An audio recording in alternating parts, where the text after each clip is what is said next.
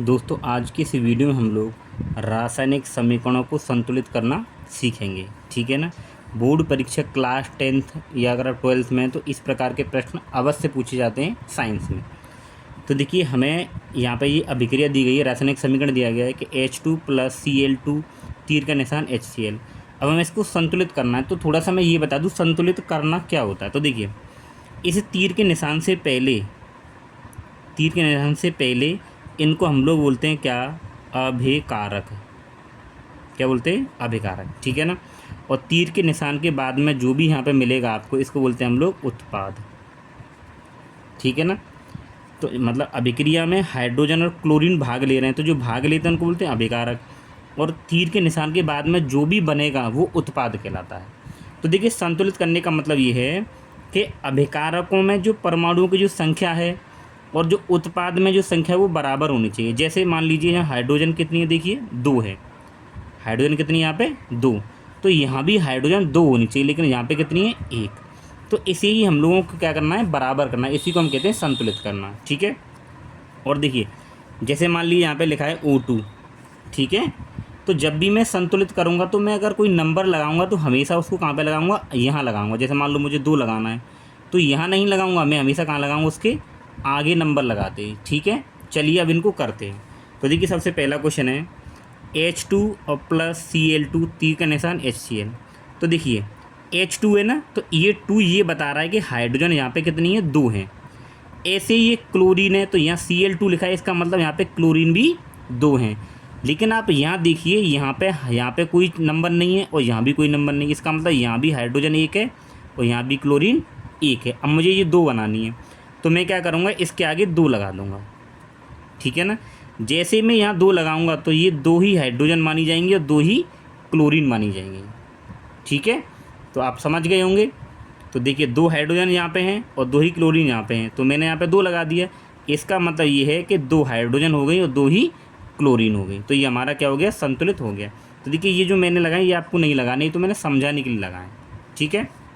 अच्छा अब दूसरा देखिए Na क्या होता है? सोडियम। तो यहाँ पे सोडियम देखिए यहाँ तो यहाँ पे कोई आगे नंबर है और ना ही यहाँ पे, इसका मतलब ये अकेला है, एक सोडियम है। ठीक है। यहाँ पे देखिए H2O। तो H2O का मतलब हाइड्रोजन 2 हैं, इसके यहाँ पे कोई नंबर नहीं है और आगे भी नहीं है, इसका मतलब यहाँ पे ये अकेला है। ठीक है।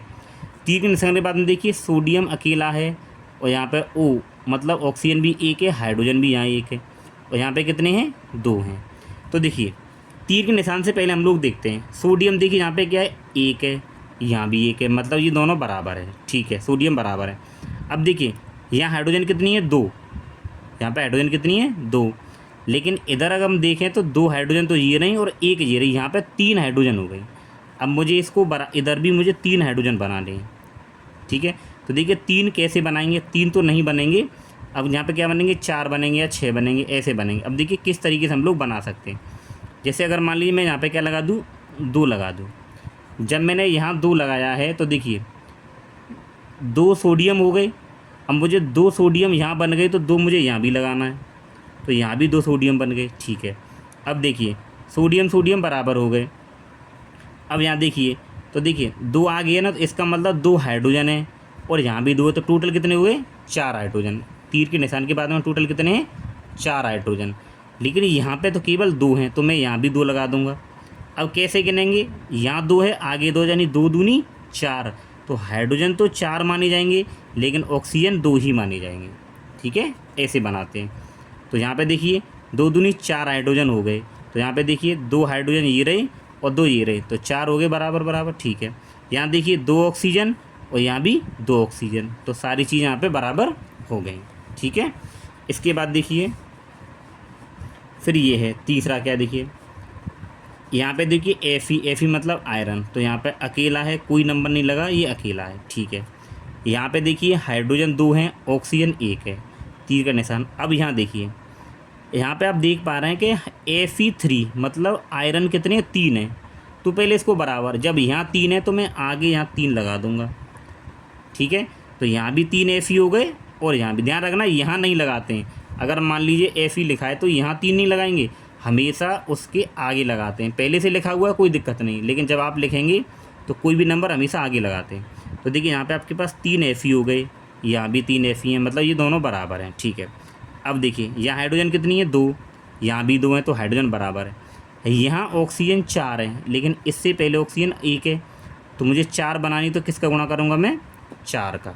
तो देखिए 4 एकम 4, मतलब इसके आगे 4 है, तो ये 4 ऑक्सीजन हो गए।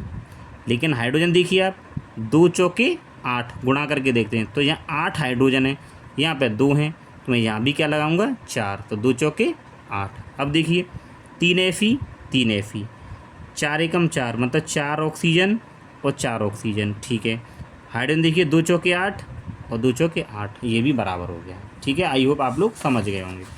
इसके बाद देखिए ये वाला, देखिए नाइट्रोजन 2 हैं, यहाँ हाइड्रोजन 2 हैं, यहाँ पे नाइट्रोजन 1 है, अब यहाँ 2 हैं, यहाँ 1 है। अब मुझे इसको बराबर करना है, तो मैं आगे 2 लगा दूँगा।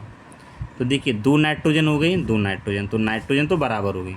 अब हाइड्रोजन यहाँ पे कितनी है, 2, अब यहाँ कितनी है, 3 दूनी 6, तो 6 हाइड्रोजन मानी जाएंगी, 3 दूनी 6, तो 6 हाइड्रोजन है, लेकिन यहाँ 2 हैं, तो 6 बनानी है, तो 3 आगे लगा देंगे, यानी कि 2 तिये 6। देखिए 2 नाइट्रोजन 2 नाइट्रोजन, 2 तिये 6 हाइड्रोजन और 3 दूनी 6 हाइड्रोजन। ठीक है, ये बैलेंस है। तो दोस्तों इस प्रकार से हम लोग रासायनिक अभिक्रियाओं को संतुलित करते हैं। आई होप आप लोग समझ गए होंगे।